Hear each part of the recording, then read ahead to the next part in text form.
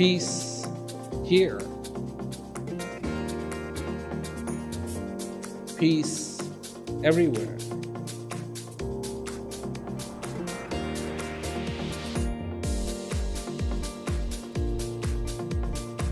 The efforts when people come here and when they're clear in themselves, that is inching towards that beautiful thing where peace is possible, becomes a reality.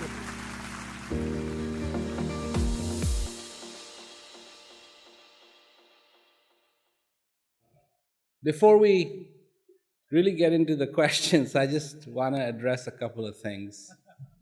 One is funny because last night, I don't know, I started thinking about that whole collaboration between the person who came up with English and the person who came up with Hindi, and how they really do need to collaborate. But Hindi is an incredible language. It really, really is. And there's another one where the collaboration is needed. It is yesterday and tomorrow.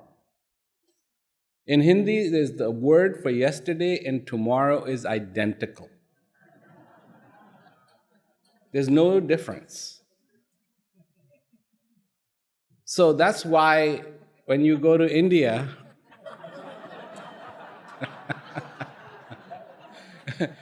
and you say today, the reaction you get is,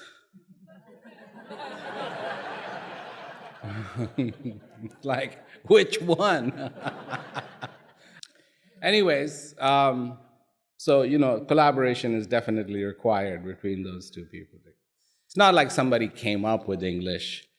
It's very interesting. I was reading a book about it, and there's languages in the north of, it's islands between the Scandinavian countries and Germany, and that whole area, where they speak English, but you would not be able to understand a word they're saying. And that is the primitive English. And from there, it took on more and more languages. And of course, Hindi is a very living language. It's very different when I go to Fiji and they speak to me. It's like they're talking in a dialect or an accent that nobody in India would talk in, because it's like land that time forgot. And since they've been in Fiji, they're just been in Fiji. Of course, now they're starting to travel, so when you go to Fiji, you see Patel shop and Sharma shop and this shop and that shop. But it's all good. It's all good. People are doing what they need to do. And so far, they're not busy hurting each other. It's all good. And it's fine. How, as human beings, can we exist solely on that noise and have nothing to do with reality?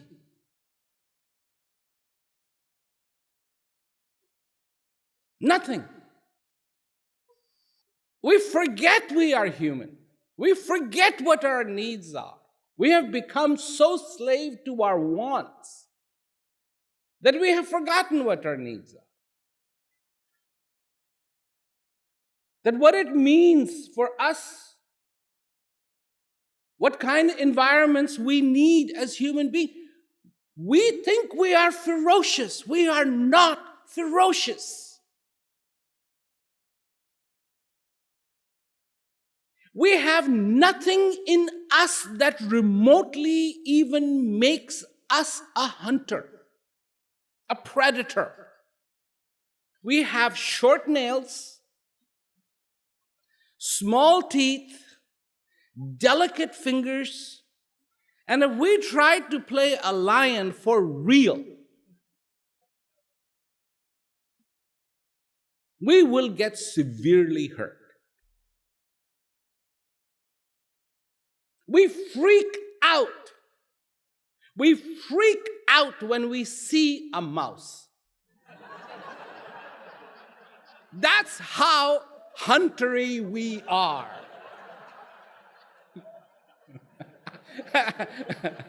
I mean, it's like, we see a spider and it's like, ah!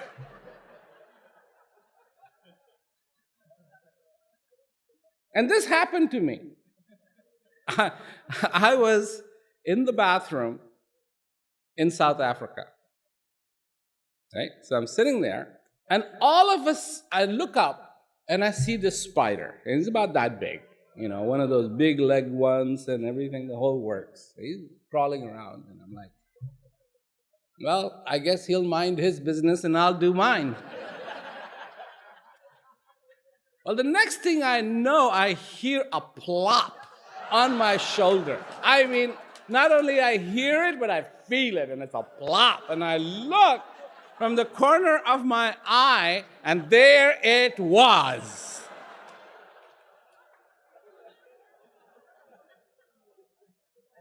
What happened next?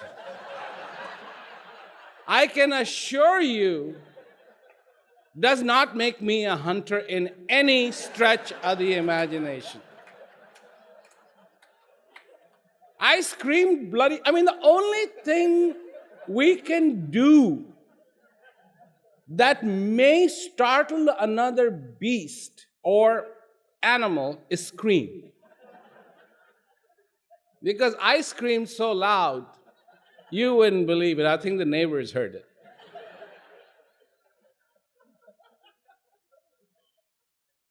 And so, we're still human beings, guys. We're still human beings. And pain for us is pain. It has not changed. What made people sad 1,000 years ago, 2,000 years ago, 5,000 years ago will make us sad today.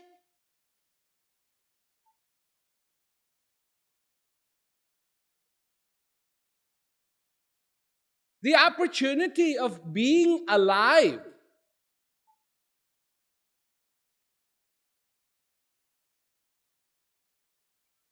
is a possibility. That is amazing. That is incredible.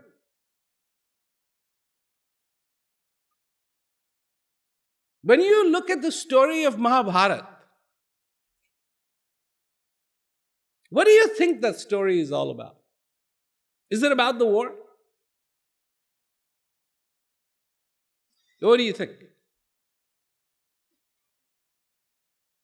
Well, there's a huge description of it.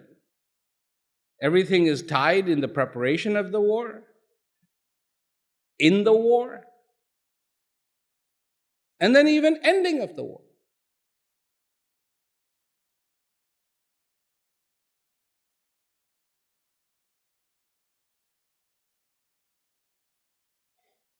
But if you look at the whole story, that's not what it's about. That's not what it's about.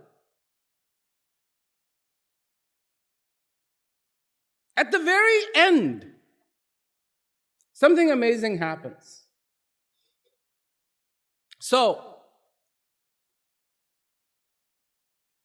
there's a big war that's going on in Krishna's kingdom. And all the Krishna's clan is fighting each other. And they're killing each other. And Arjun hears about this and he wants to come and help.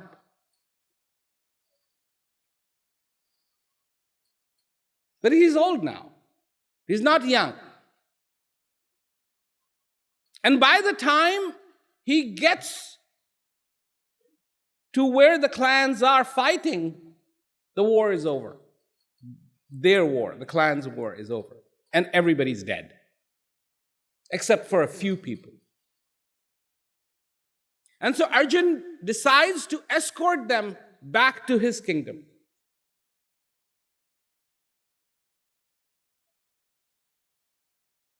And on the way, they are attacked.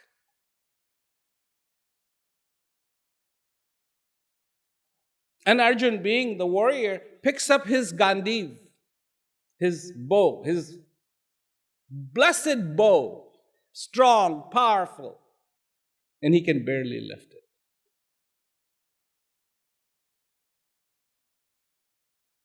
And much less trying to save the clan, he barely manages to save his own life. And he realizes it's finished. All the glory of the Pandavas, of the fighters, of the warriors, all the glory that these could conquer the world. These warriors, being born of the blessings, of the essence of the wind god. Yudhishthir, the just one, born from the essence of, believe it or not, God of death. Because the God of death has to pass judgment on everyone after they die in Indian mythology. And has to be perfect. No favors. And whatever the judgment is passed has to be perfect. So Yudhishthir is just. And in him being just, he is powerful.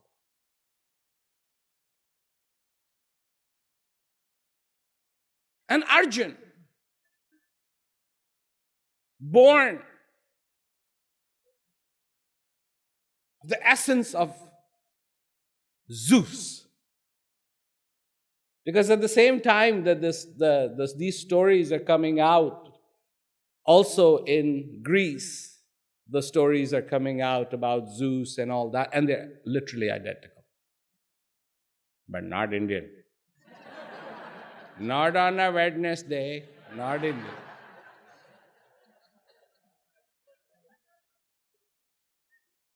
So incredibly powerful.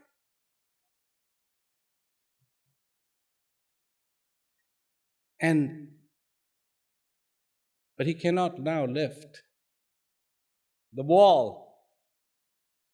The gravitational pull of the other wall has him, and he realizes.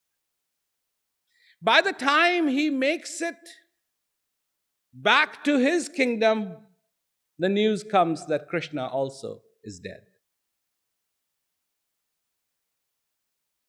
He walks in, Draupadi is there. He looks at her and said, "It's over. It's finished. We're done. What should we do?" The Pandav brothers decide, all right, let's leave the kingdom and we will ascend this mountain to paradise.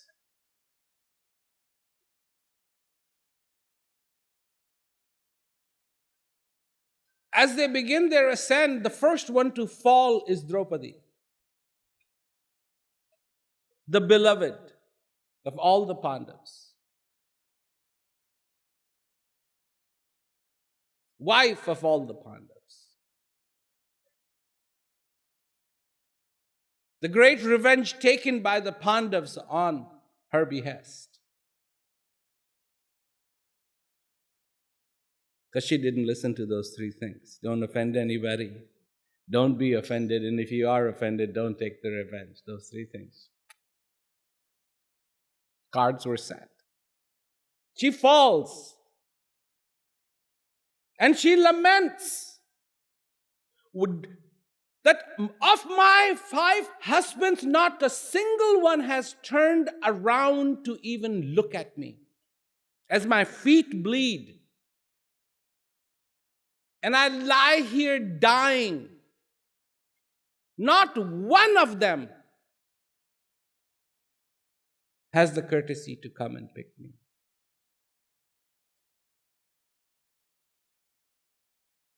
And she passes away. She dies.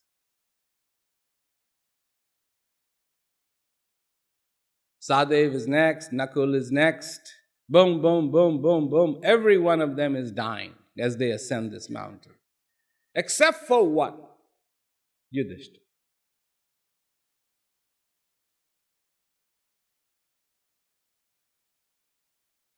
Somewhere along his journey, he is accompanied by a dog. A dog joins him. And they both start walking. Continue the journey. Yudhishthira finally reaches the doors of paradise. Not heaven, paradise. And he stopped. Yudhishthira, you are welcome to paradise. You have earned it. But not your dog. He has no place in paradise. And Yudhishthira said, but he has accompanied me. He is my companion. He has been my companion. I did not ask him to come. He chose me on his own. And I allowed him. If I come, he should also be allowed.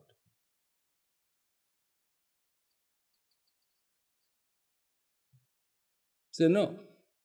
Make up your mind. He is no way is this dog coming in. He said, well, if this dog is not coming in, neither am I.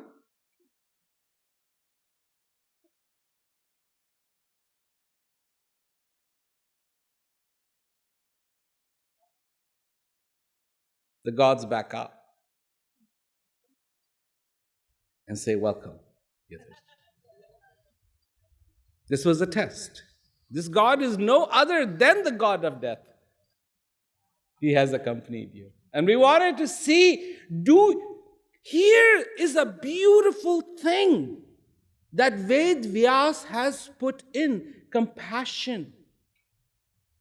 He has put in India, dogs are not treated well. In fact, the word dog, kutta,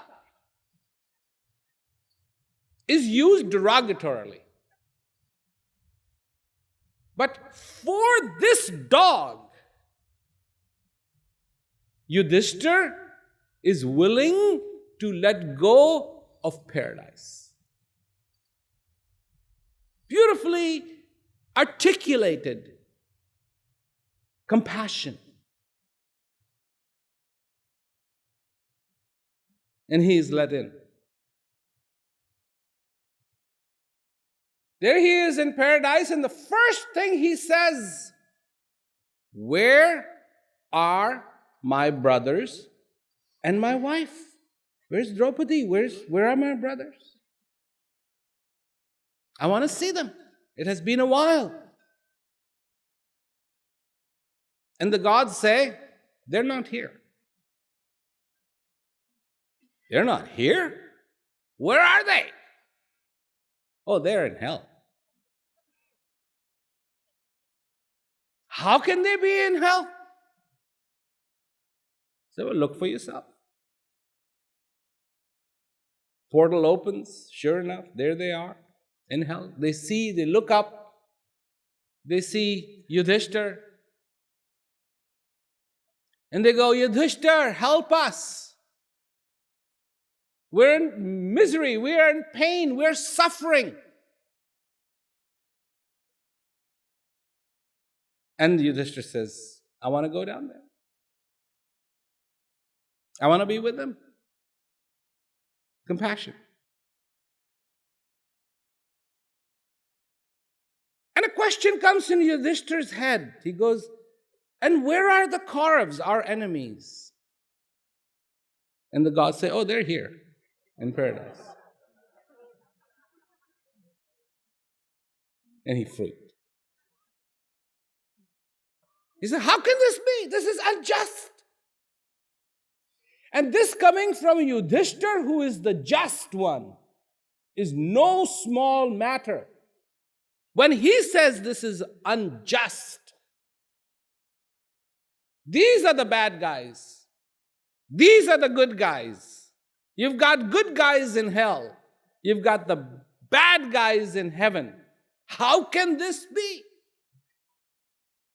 And the gods elegantly elegantly explain that the Kauravas, the enemies of the Pandavas, are only here in paradise till their good deed runs out, then they're going to go to hell. Because their time in heaven of their good deeds was a very short list. So they're spending it here and then they're going to go down there because they're going to be down there for a long time. And the bad list of the Pandavas is very short, so they're just finishing it up in hell. And then they're going to be for the rest of their life in paradise. So, Yudhishthira, why do you worry?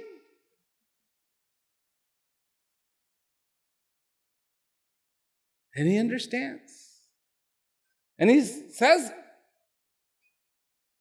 but they still should be in paradise. And that's when the gods say to Yudhishthira, you haven't learned, have you, Yudhishthira, what it is about? And this is the final conclusion. You haven't learned what it is about. You're still tied to your emotions. You're still tied to the right and the wrong and the good and the bad and the this and the that. All the web that drags you and causes pain and suffering to you. You're caught in this.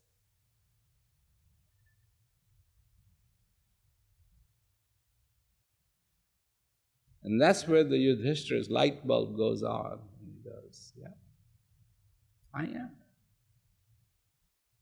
And because of this, this is how I judge my whole world. This is what makes right and wrong. This is what makes justice and injustice.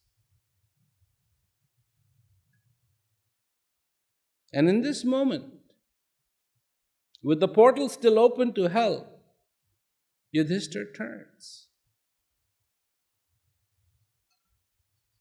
And the Pandavas say, Yudhishthira, please don't go. Just your sight, just your darshan, just seeing you lessens our pain, lessens our suffering. Please stay.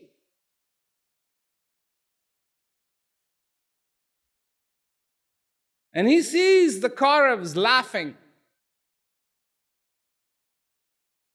And he realizes he no longer can afford this dilemma. And he does not look back. Nor does he. What has happened? He has reached that understanding of one, not to be offended. And not offend another. And even if you are offended, not to cause revenge.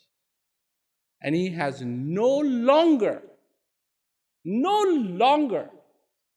this anguish in his mind of the injustice that he sees of Kauravas being in heaven. He doesn't care. Fine. So be it. So be it. And he no longer cares because he knows they will be fine too. And this is when he ascends to heaven. Mukti, moksha, liberation. And as he rises, all the gods in the paradise come together and say, Jai. You have conquered. You have found the self. And he ascends.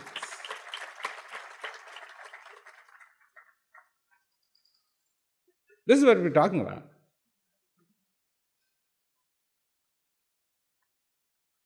That's what we're talking about. Not just little piddly stuff here and there. Not pathways to paradise. that we're talking about. The true knowing yourself. Because to know yourself, you have to conquer so much delusion, so much noise.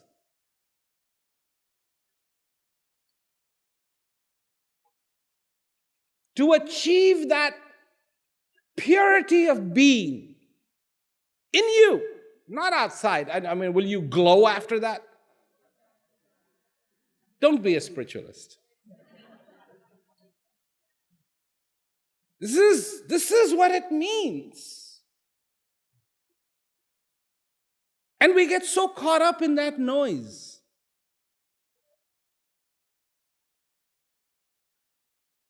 That much less attaining moksha, we're not even able to attain paradise.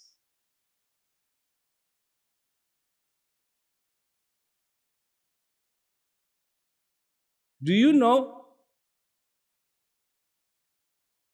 that your ability to feel good, your ability to feel peace, your ability to feel that joy never goes away till you die?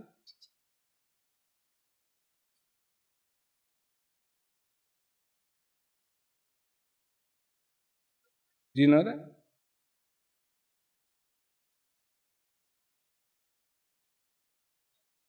No, I'm just talking about the ability. I'm not talking about feeling peace, feeling joy. No. The ability to feel joy, the ability to feel peace. Do you know that that never goes away?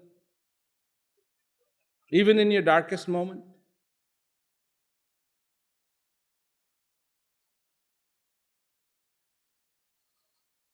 There's that saying, even in your darkest moment, I will not abandon you. But what's really being said is, even in your darkest moment, I am in you. That power is in you. That joy is in you. That peace is in you. And you have never lost the ability to feel it. Now, what you have plugged yourself into is not giving you peace. It's giving you misery. That's a whole another issue. That's a matter of unplug and plug it into this one. But even when you are incredibly miserable, your wife has told you, I'm leaving you. Your dog left without even saying a word.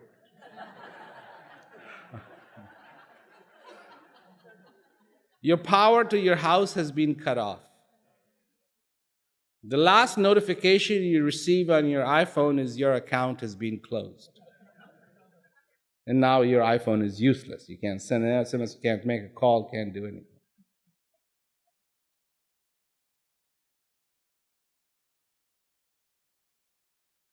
You've been fired from your job. The doctor has just told you that he has good news for you and he has bad news for you. And of course, feeling sulky, you say, well, what's the bad news? And he says, you have cancer. Yeah, you have cancer. He says, well, what's the good news? He says, well, you have 24 hours to live. Except I should have told you that a day ago.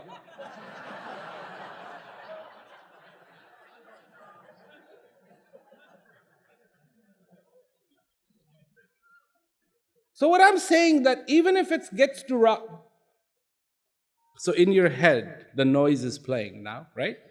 What's going to happen to you? And what is that noise doing? It is drawing up the worst possible scenario.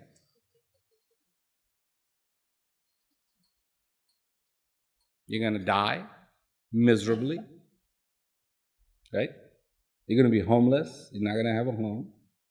Nobody's going to be loving you. You're going to be on some side of the street. Nothing of this has happened. Nothing. Nothing. Nothing of this has happened.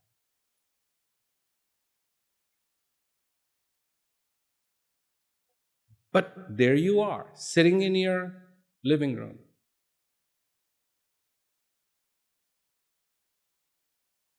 Going down, down, down, down. Then you hear a knock on the door. And it's your wife. And she goes, I realized how much I love you. I don't want to leave you. And the next thing you know, there comes the dog. It's back. And the iPhone goes bling again and it says, sorry, that was somebody else's account that expired. We're very, very sorry, and we've actually given you 6 months of credit and make as many calls as you want. Your boss calls, he says, we were just wanting to know what your reaction would be. Actually, we have a promotion for you, and we're going to promote you as the manager of this place that you have been working in as a secretary. Doctor calls, says, I don't know how to tell you this, but we made a terrible mistake. You don't actually have cancer. Everything is fine.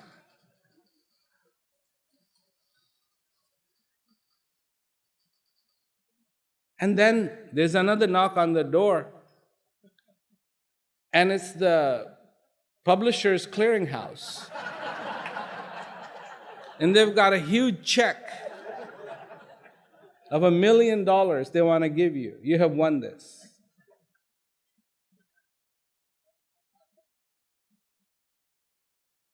What do you think of that analogy? What do you think of that analogy? Did I paint a bleak enough picture first?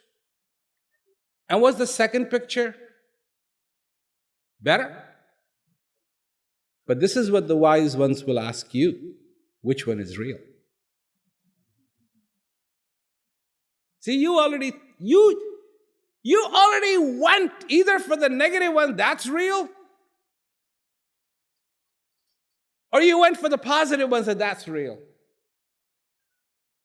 And what Yudhishthir has learned, my friends, is neither are real.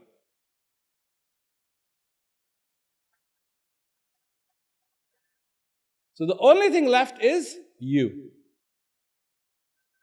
When everything is excluded as variables, then you become the constant. Right now, everything else you're trying to make constant, and that's why you are a variable. Because you bounce from this to this to this to this to this to this. You should be the constant and let every situation be a variable. Does that make sense? I know you will forget this, but I'm here to remind you.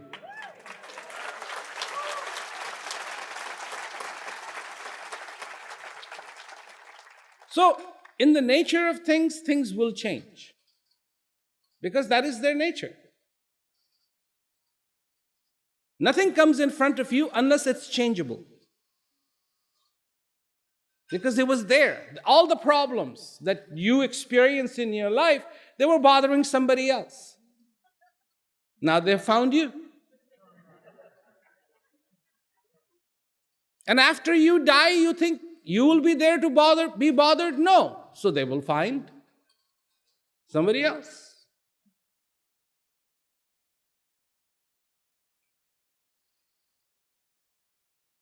So can you imagine a state of being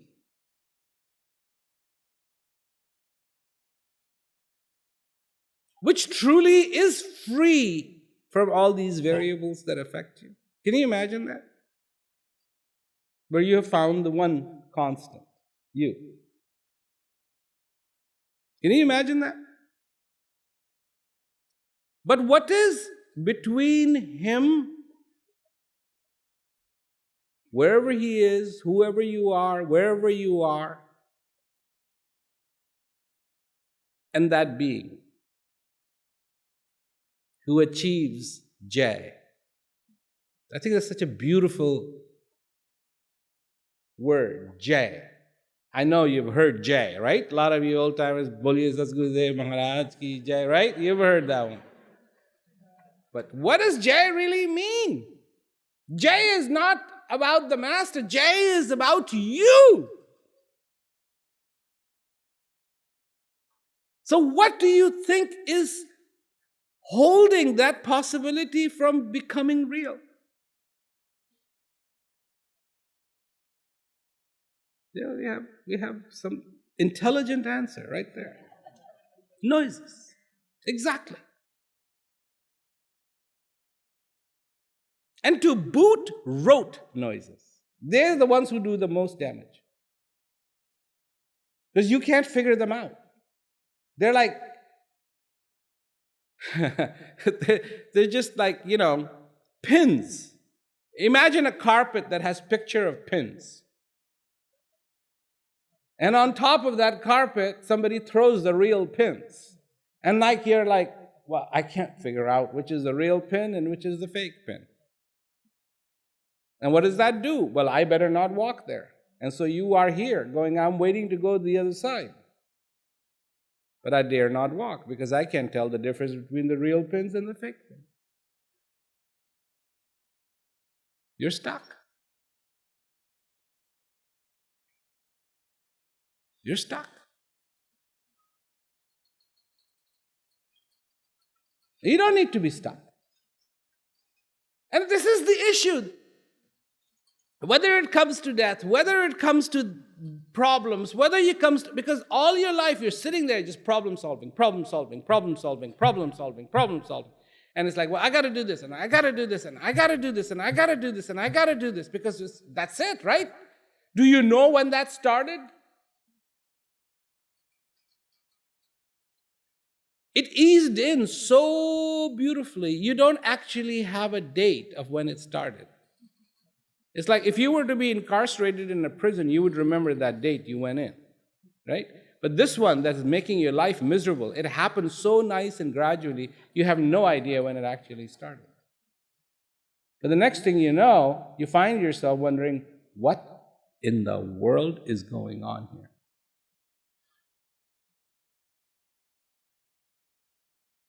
And hence this question.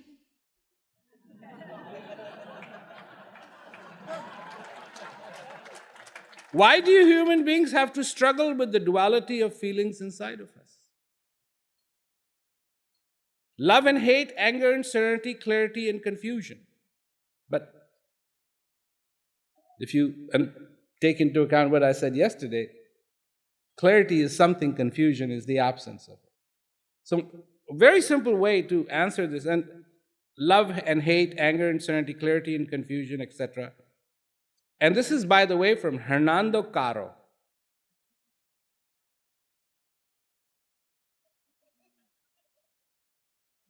Hernando? Oh, there you are. And why not be born with the good ones only and to live our lives only with them? Why does this thing called mind exist and crawl in to mess up everything? I agree. And I mean, he has been through, 2 of his teenage children were killed in Colombia. So what he's saying is serious.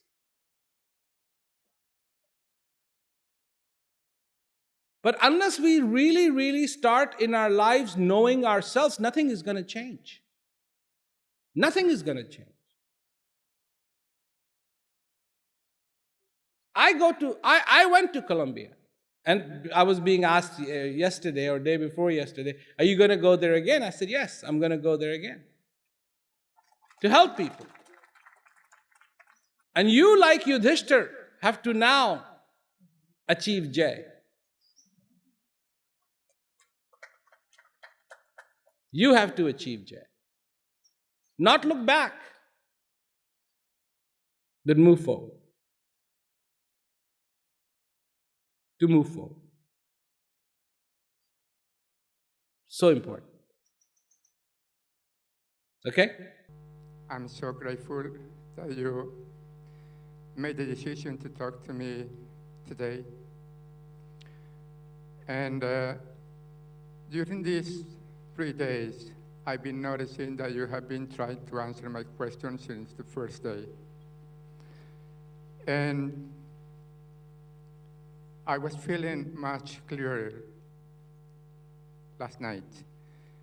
But today, you really clarified it so beautifully that I'm so grateful. And you know how much I love you. Muy bueno.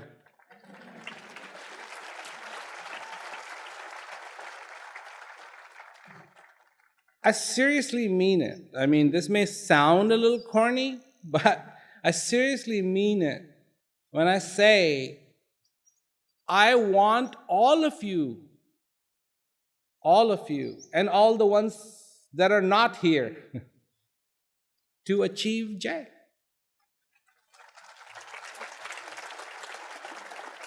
Otherwise, what my efforts would be useless.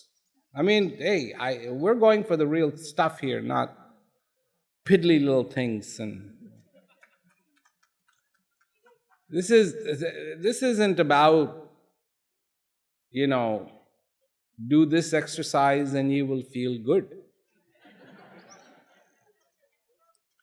Look, stress is wrong.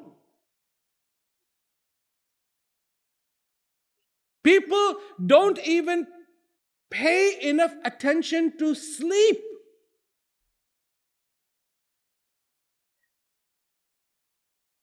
I have been an advocate of sleep, 8-hour sleep. And I remember having a conversation with my doctors some 25 years ago. And I said, they were like, no, you can get away with 6. I said, no, it's 8 hours is what you need. He said, no. I'm sure they thought I was an idiot. Till the British Scientific Institute published their study, 8 hours. And you need to sleep. When you don't sleep, you can't think right. You can't think right. You cannot make good decisions. Article after article coming out in aviation magazines. You've got to be rested. Human beings need that sleep. This is not a luxury, my friends. This is how you are made, manufactured. And when you do sleep, this is when your body heals. This is when the body doctor comes into play. There's doctors. And I have respect for anybody who can go for years and years and years not sleeping and scribbling notes all day long, all night long, and go through a medical school. So I have respect for them. But my goodness, don't you know that the first doctor is built into your body? That's the first doctor. And it's a really good doctor. Doesn't describe drugs. Just one thing. Rest. That's all you have to do. Rest. And the body goes, a little healing is required here. Let's do it. In every blood cell that you have, a doctor is built in. Even quality control. This cell is no good. Let's destroy it. Boom, gone. And what do? Abuse that doctor. So we can go to the other doctor. Give us things. Things that they will sometimes give you will make you more sick than you. Have you read, even on television when you see it, and this drug could kill you? It's like, joy. That's what I was looking forward to, dying. I mean, my God. This drug has been known to have side effects like death. But since when is death a side effect? It's an effect. But it's like, oh, it's okay. It's okay. You die anyways. You die healthy. Take this, you die healthy. You don't take this, you die sick. Pick one. But you die anyways. So, let's just use common sense. Just use common sense. What is being talked about here is about taking you to a whole different level. It isn't trying to fix your problems. I don't tell people, I'm sure this happened to me and how do I fix that? I don't answer those questions. I have them here. I'm not answering them. Sorry. I get to choose which one I answer. Juicy ones. Good ones. But what I'm telling you is to allow you to go a whole different level. It's very simple. It's very simple. I want to give you options. And people are like, no, just you go, please stress out all day long and then come and do this and you'll be de-stressed. But what's happening in that time you're stressing? You're destroying your own self. There is a way to live in this world, that example of the lotus, to rise above. Lotus may have its roots in very filthy looking water. And if you don't believe me, go to Calcutta and drive from the airport towards the city and you will see. There's just, pond after pond and people are bathing in it, but it's like, I wouldn't want to. And sometimes you'll see a lotus. It's a garbage water, but then there's the lotus. It's above it. And you need to be like that. You're not the sum of your problems. And something is happening that is allowing those problems to come and affect you.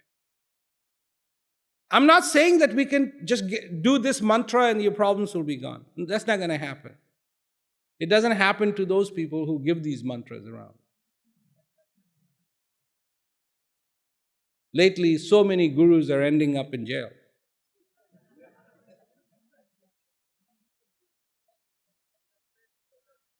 And they're the ones who go around giving mantras to solve people's problems. They can't solve their own.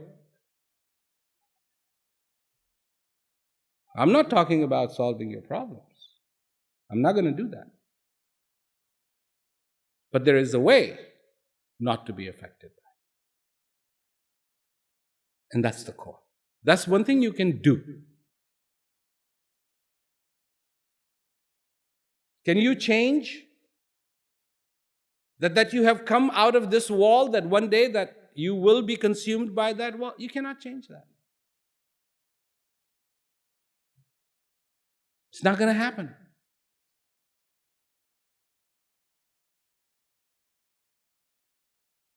And it is not about that wall. Your life right now is not about that wall. Your life is not about the wall you came from, and it's not about the wall you're going to go through. Your existence is about this time that you are alive. And in this, you must achieve Jai.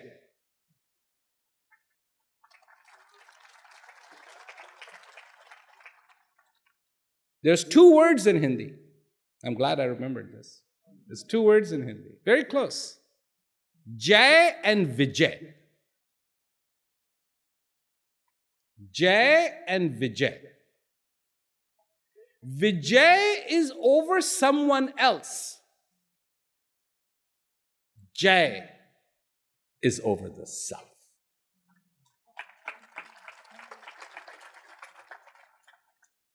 So you don't want Vijay. Your formula is to have Vijay. And that's what you've been fighting for. And you will be slain in this fight. But what you need is Jai, and you will not be slain. So go for Jai, not Vijay. That's why I think Jai is such a wonderful. Here's one. I'd like to ask why and when the challenges come, often without me making the choice, or so I think, they are so painful and so difficult to snap out of. So this is from Vijayalakshmi from South Africa. Shetty, are you here? Oh, back there? My goodness. All the way from South Africa. So I've always been well taken care of. I'd like to ask why, when the challenges come, often without me making the choice. So you're not asking for the challenges seek you out. Seems to be. And you just stand there. I did say so, I think. Yeah, you haven't learned to duck.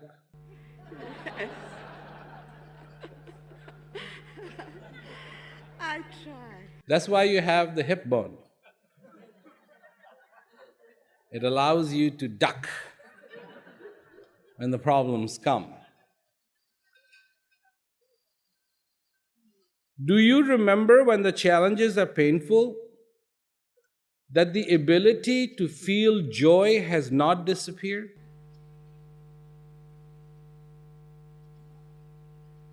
It's hard to remember that in those times. That's good ducking. That's good ducking. You will spend your life trying not to make the painful moments come. But let's define what a painful moment is. Do you all agree there are painful moments in life? All right. You've just tripped yourselves.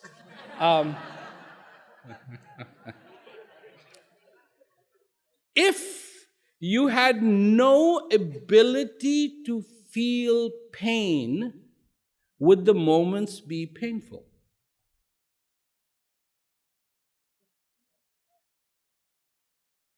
So, moments, which relates to time, does it not? They carry in them pain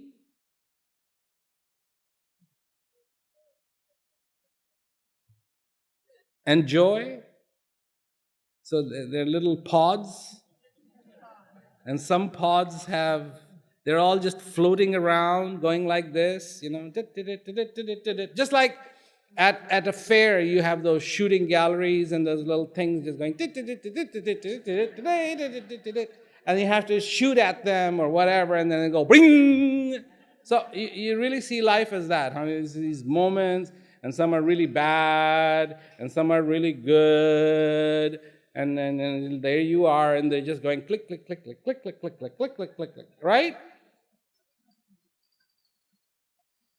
But that doesn't make any sense. The moment is a moment.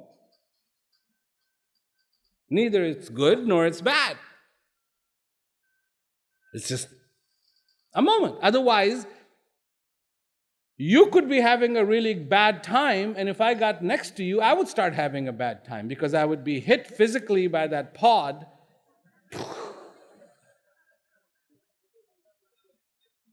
So if there was a moment called losing your wife pod, and it broke and it started affecting you, and I got close to you, would I lose my wife too? I mean, if that is true, people would just be looking for that. All the people who are married would be looking for that all the time.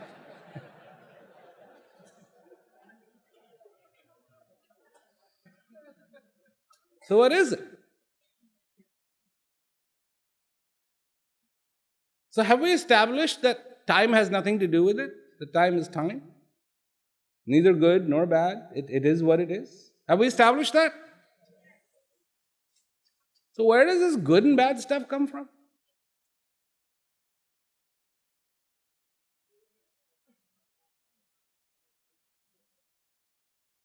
A lot of answers. Where does it come from?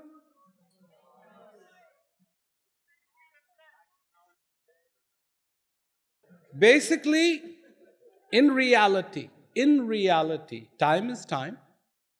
It's not a question of good. It's not a question of bad. It's neutral. And in reality, the ability to feel pain and feel joy is always in you. Do you agree with that? I mean, it's not like, okay, so maybe you're feeling terrible pain, suffering mentally, and it may seem like, oh my God, when will I feel joy again? But actually, in reality, the ability to feel joy is always in you, right? Even though you may not be feeling joyful, the ability is there. So the pain, what is it? Where is it coming from?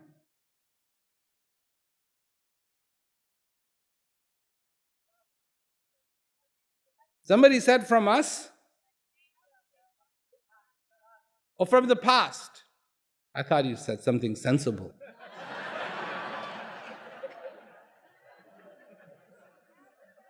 But here's the thing. Nothing from the past can come to you. In the present, future and past is excluded. That is the definition of present. It by rule cannot have anything to do with those two. If you want to, I have a quote, a saying, which is, if you want to know what today is, remove from today, yesterday, and tomorrow. And what you will be left with is today.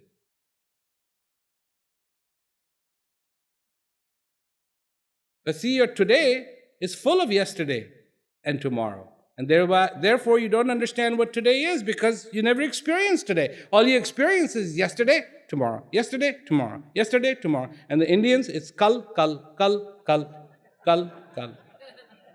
One is in future, one is in past.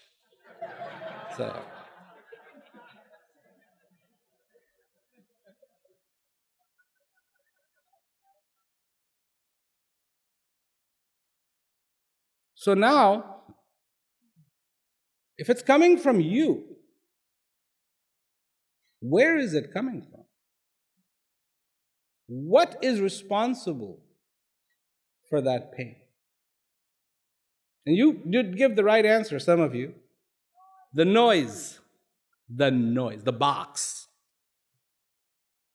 It will drive you insane. It will drive your eyes shut. You will not hear things. You will not see things. You will not see reality. And it can be so intense that you may be tempted to pick up a gun and blow your brains out. And people do.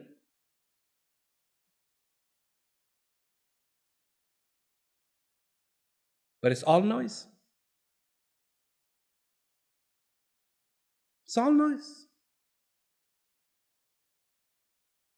And 90% of it is not even yours. That noise has been put in there. It's been stomped in there. You just loyally, you carry it around.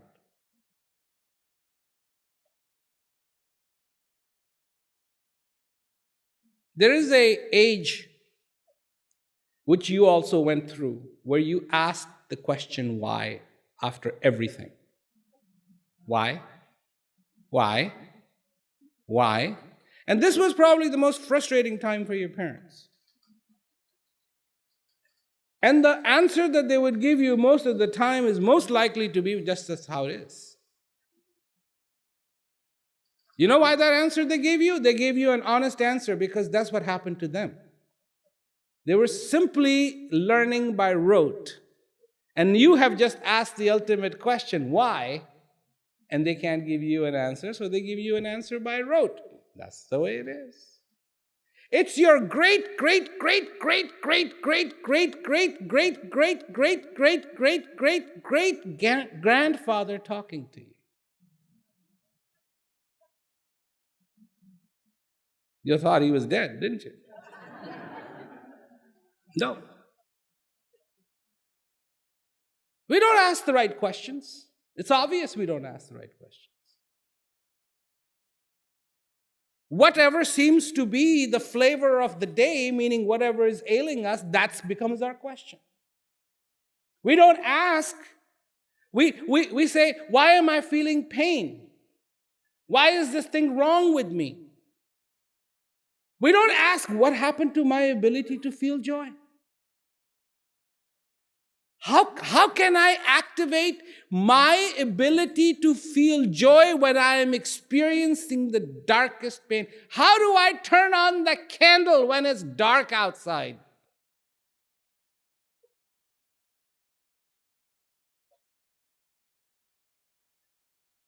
And most of the time, all you need to do in practical terms is just stop for 1 second. Boom. Just cold. And you'll go, okay.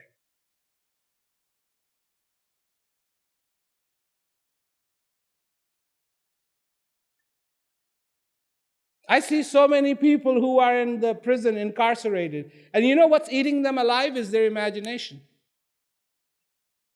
Eating them alive. And then comes the peace education program and brings them to the present and they go, hey, it's not so bad.